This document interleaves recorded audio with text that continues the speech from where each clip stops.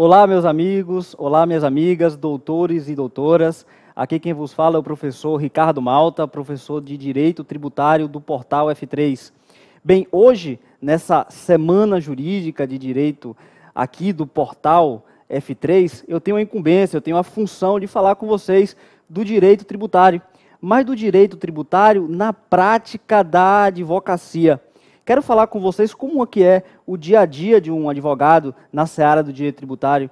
Quero conversar com vocês quais são as vantagens que tem em atuar no direito tributário. Falar um pouco do nosso curso, o curso de formação de advogados tributaristas, o que você pode esperar desse curso. O que você pode esperar, inclusive, do dia a dia, da prática do direito tributário, da advocacia tributária. Mas antes de falar do nosso curso propriamente dito, eu gostaria de falar um pouco de mim.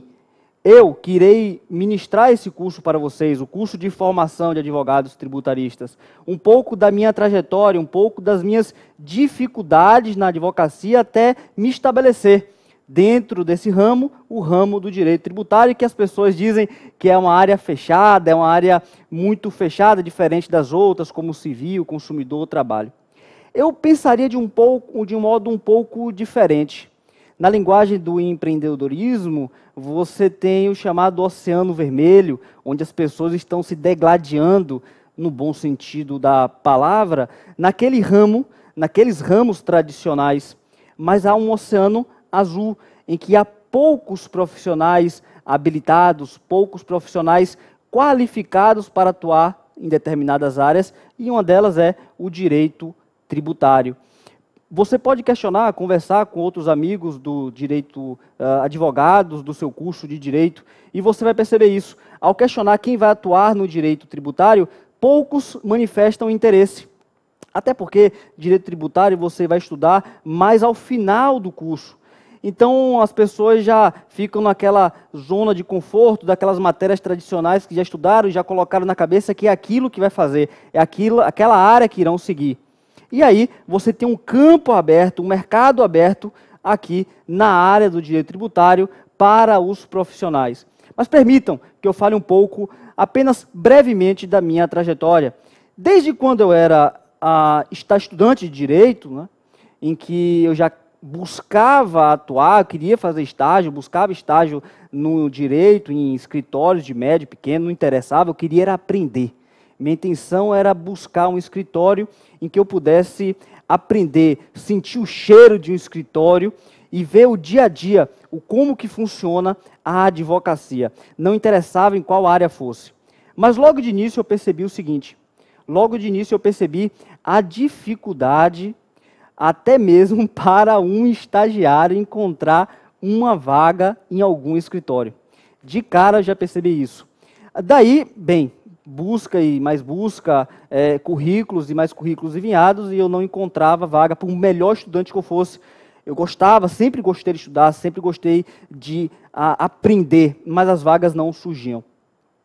Até que eu decidi fazer estágios voluntários, ou seja, estágio sem nenhum tipo de remuneração, sem nenhum tipo de retorno financeiro.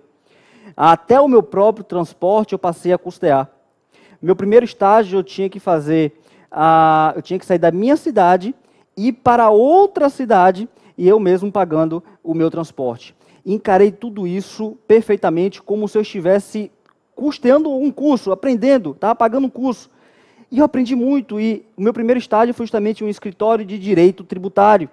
E lá eu aprendi muito, tanto das peças, como do dia a dia de um escritório de direito tributário, como analisar um processo administrativo, como fazer as diligências.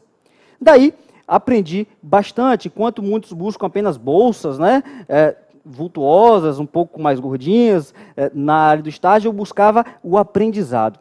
Depois disso, claro que eu encontrei outros escritórios que me pagaram a bolsa, mas eu sempre tive aquele foco do aprendizado.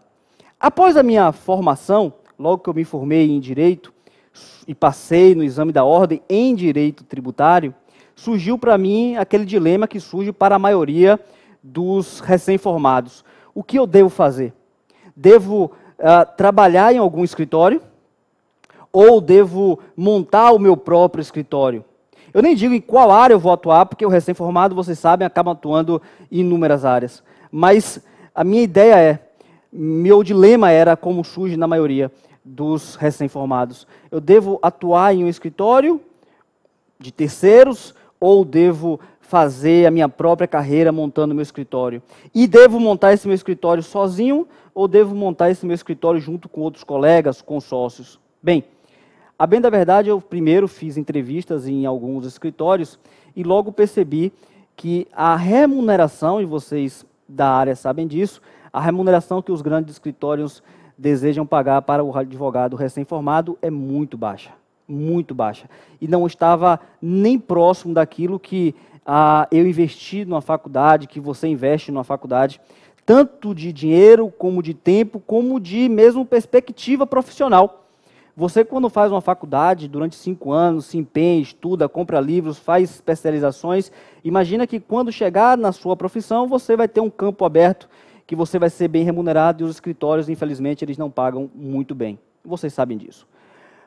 Logo eu descartei essas possibilidades, mesmo tendo sido selecionado, descartei essas possibilidades e decidi montar o meu próprio escritório. Bem, o segundo passo, então, eu pensei, não tenho condições de montar o meu escritório sozinho, não tenho como arcar financeiramente com isso, de modo que eu juntei com 2 grandes amigos, que permanecem como amigos até hoje, e nós montamos o nosso escritório, mas aí surgem as primeiras frustrações. Um escritório lindo, bonito, todo bem estruturado, num prédio bacana, mas não tinha o essencial, que era a clientela, não tinha clientes. Daí, a sociedade durou um certo tempo, mas infelizmente rompemos o vínculo. Mantivemos a amizade, mas a sociedade infelizmente teve que ser encerrada. Parti para uma segunda sociedade, insisti naquilo, porque eu estudei para aquilo, eu queria continuar naquela área. Mas eu continuava cometendo os mesmos erros. E são esses erros que eu busco hoje passar para recém-formados, para que não os cometa. Mas eu cometia os mesmos erros. Na segunda sociedade também, um escritório bonito, bem estruturado, mas também sem clientela, mais uma vez, sem conseguir alavancar a minha advocacia. Nesse meio termo, nós fechamos aí meu segundo escritório. Vejam que a vida não é... Hoje, quando vem o meu atual escritório, que daqui a pouco eu falo um pouco mais dele, bem estruturado, com a clientela comparecendo, diz, olha, a vida para Ricardo é fácil, mas desde o início foi complicado, foram 2 escritórios fechados, até hoje eu tenho o meu escritório com a clientela certa e a minha advocacia crescendo a cada dia.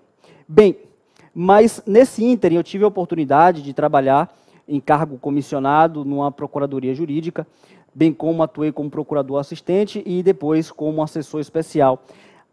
Momento em que aprendi muito na área do direito tributário, na área do processo administrativo, na área do processo judicial, mas do lado da fazenda pública, do lado do município, o que foi muito importante para mim. Mas o mais importante para mim foi conhecer pessoas que me ajudaram a estabelecer o network, e é isso que eu queria também trabalhar no meu curso, o curso de formação de advogados tributaristas.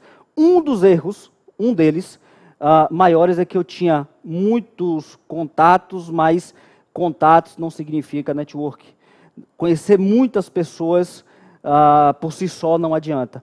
O interessante é conhecer muitas pessoas, mas que essas pessoas, elas falem de você no lugar certo, no momento certo e na hora certa. Ou na hora certa para as pessoas certas. Porque, observem, nesse momento que eu estou aqui conversando com vocês, falando com vocês, pode ser que tenha alguém num churrasco, no final de semana, com um problema de tributário, falando da sua causa, da sua situação, do seu dilema, e alguém nesse momento pode estar lá, dizendo, eu conheço um advogado tributarista, que é Ricardo Malta. Isso que é network. Network não é conhecer muita gente, é fazer com que as pessoas que você conhece fale do seu nome para as pessoas certas, no momento certo.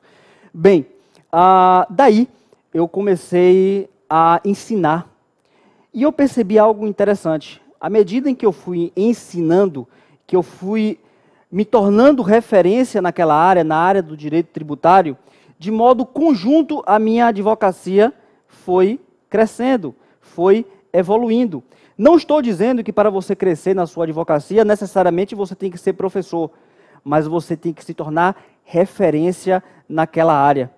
E nada melhor do que ser referência numa área que é carente de profissionais. Porque o que muitos fazem, tudo bem, é um bom estudante, é um advogado que gosta de estudar, se especializar, mas naquela área dele, aquela área tradicional, já tem muita gente atuando. Já tem muitos advogados. E você, como eu disse no início, faça sua pesquisa, busque saber com seus amigos de faculdade, seus colegas advogados, percebam, questionem, vejam quem atua no direito tributário. Não são muitos. É como eu disse, é um oceano ainda inexplorado, ou pouco explorado, na verdade. Pouco explorado, é um oceano que ainda tem uma vasta gama.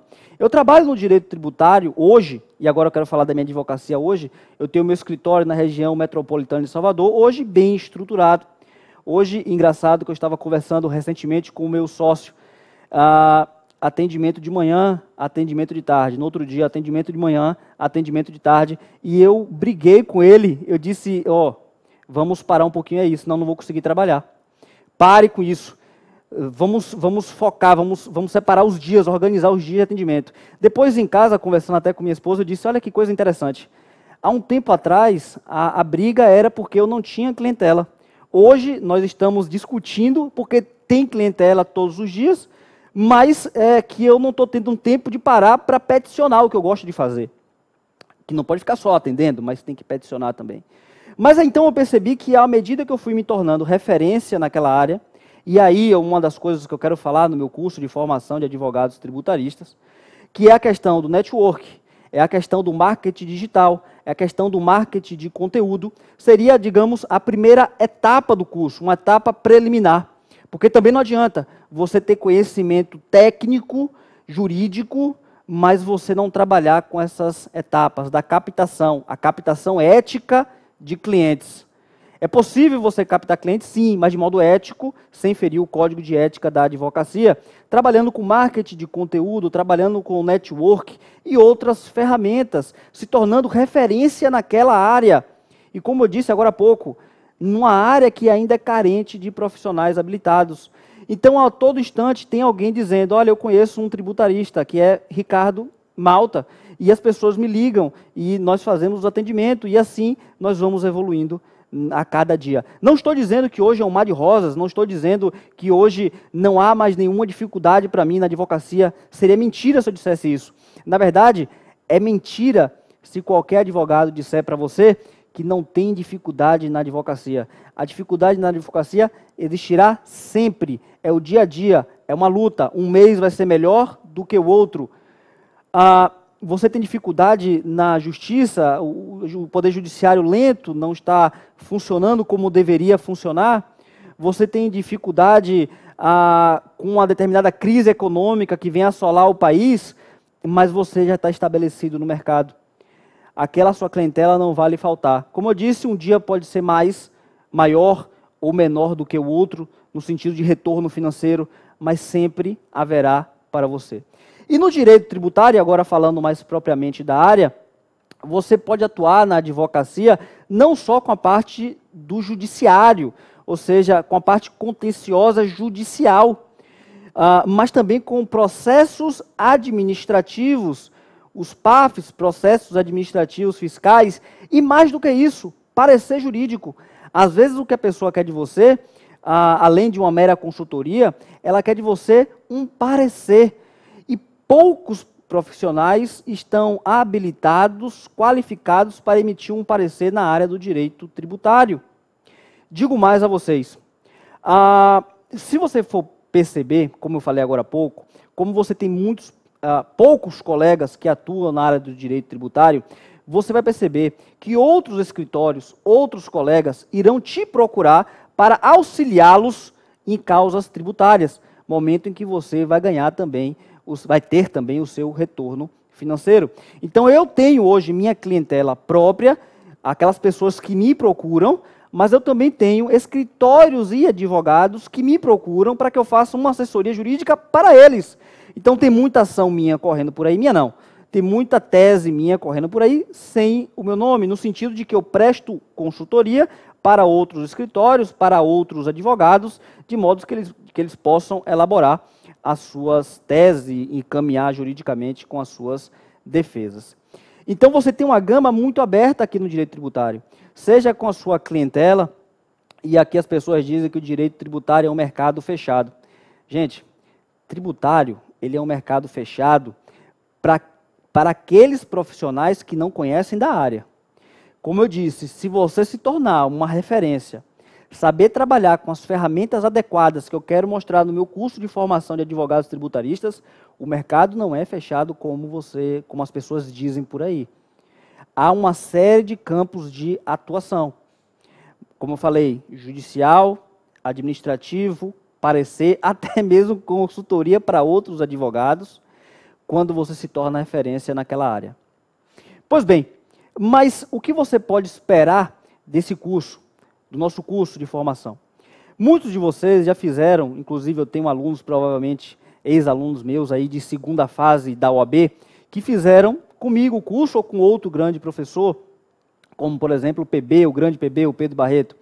Mas eles já conhecem o cabimento das peças, que eu vou falar disso no curso.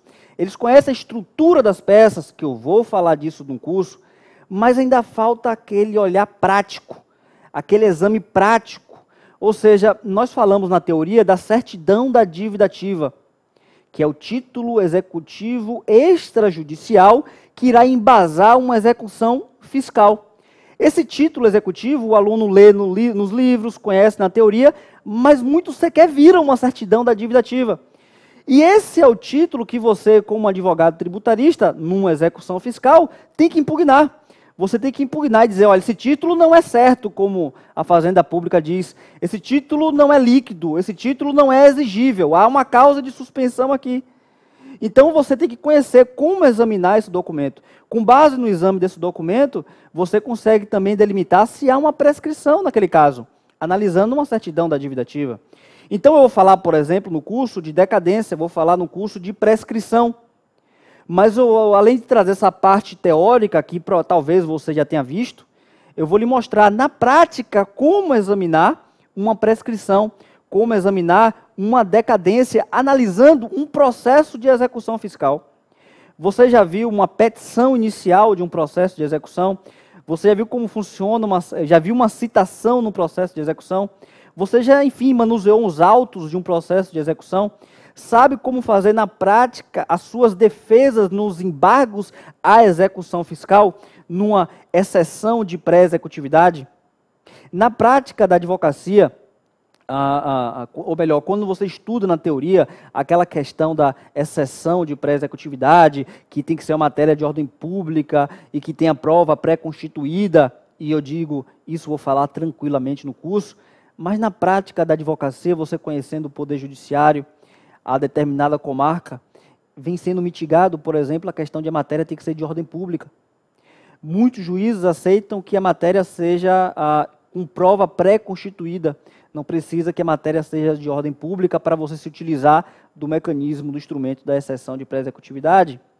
Enfim, vocês irão observar como que é na prática uma negociação com um cliente na área do direito tributário.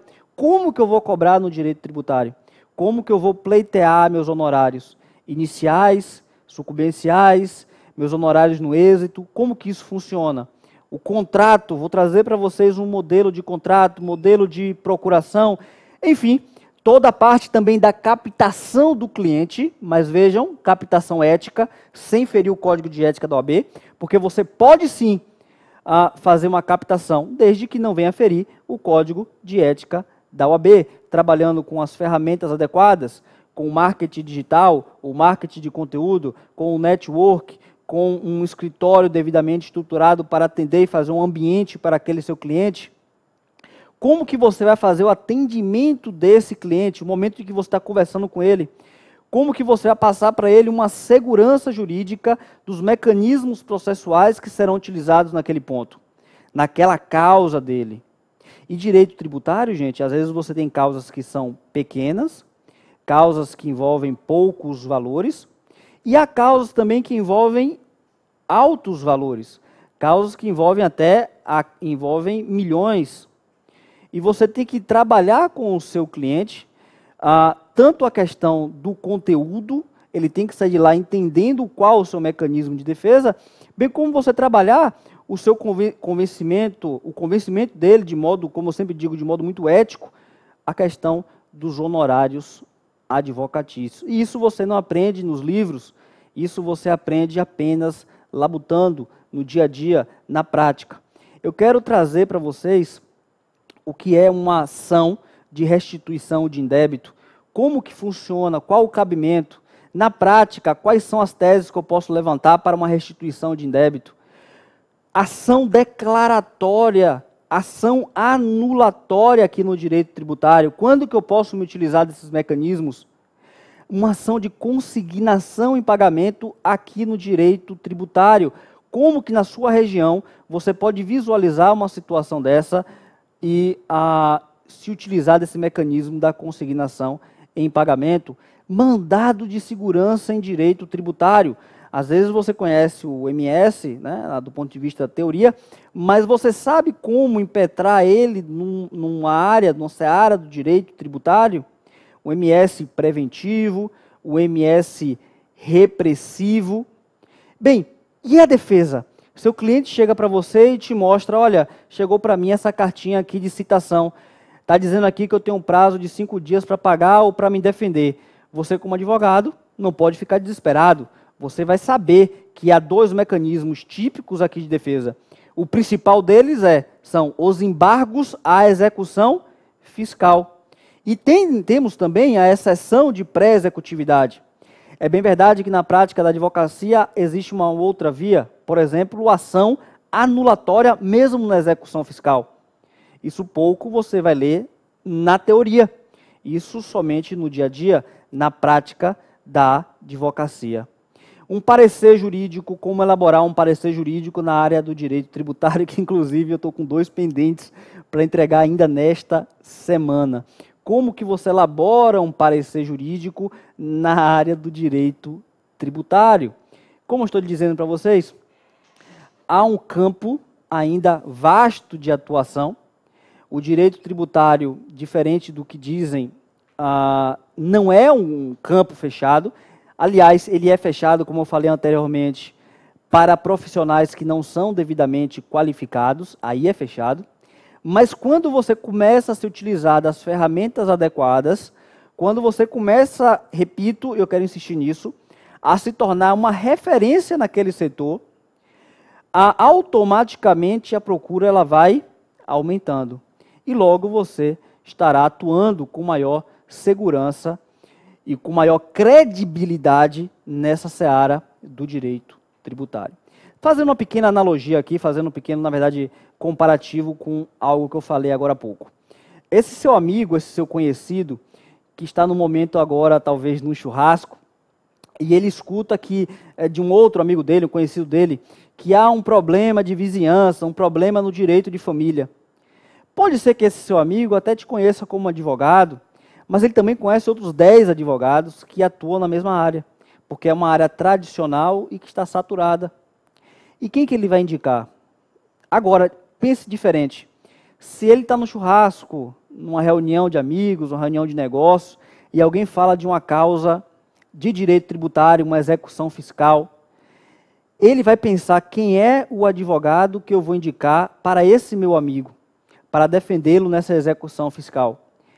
Eu digo com toda a segurança possível, com toda a segurança, não vai aparecer na mente dele muitos advogados tributaristas, advogados que têm condições, capacidade para atuar nesta área, para atuar neste setor. E aí que surge você, meu amigo, você, minha amiga, doutor e doutora, que precisa, além de trabalhar com as ferramentas adequadas, e esse foi um dos motivos que eu fracassei nos meus 2 primeiros escritórios, porque eu não trabalhava, eu tinha um conhecimento técnico, mas eu não trabalhava com as ferramentas adequadas, e eu quero lhe auxiliar nisso, a trabalhar com as ferramentas adequadas, é uma parte preliminar, eu diria, do nosso curso. Como eu havia dito, uma parte de captação ética de clientes, uma parte de atendimento, uma parte que fala do formulário de atendimento, um contrato bem feito de prestação de serviços advocatícios, mas tem a segunda etapa.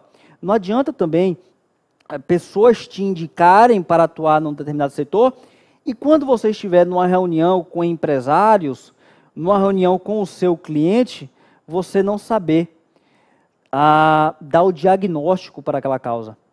Você já imaginou quando você vai no médico, com todos os exames, com tudo certinho, o médico não sabe e diz que vai ler no livro para poder te responder, você não volta naquele médico mais nunca. Então você precisa atrair essa clientela para você, você precisa se tornar uma referência nessa área, as pessoas precisam te indicar, mas quando a causa chegar até você, você precisa dar resultado. Você precisa dar o diagnóstico correto. Olha, aqui é um embargo à execução, aqui é uma exceção de pré-executividade, a tese a ser utilizada é a prescrição, é a decadência, é o título que não é exigível porque tem uma causa de suspensão do crédito tributário. É você, numa reunião com o contador, com o empresário, saber tratar do assunto. Irei indicar, inclusive, do nosso curso, quais são aqueles livros, aquelas obras básicas para você já iniciar a sua advocacia. O que você precisa de início para começar, quais são os materiais que você precisa, o que você precisa ter no seu escritório, o que é que você precisa ter de conhecimento jurídico logo de início. E eu quero trazer isso para vocês no nosso curso de prática jurídica, nosso curso de prática, nosso curso de formação de advogados tributaristas. Quero aqui dar os parabéns ao Portal F3 por esse excelente projeto. Há aqui outros professores que irão também falar de outras áreas, professores excepcionais, excelentes, renomados no mercado. E assistam, vejam nessa semana de prática jurídica a área que vira te agradar, aquela área que realmente você tem paixão em atuar, aquela área que você quer depositar sua confiança, sua esperança. E vamos juntos, convido vocês para, comigo, aqui no Direito Tributário, participar do curso de formação de advogados tributaristas.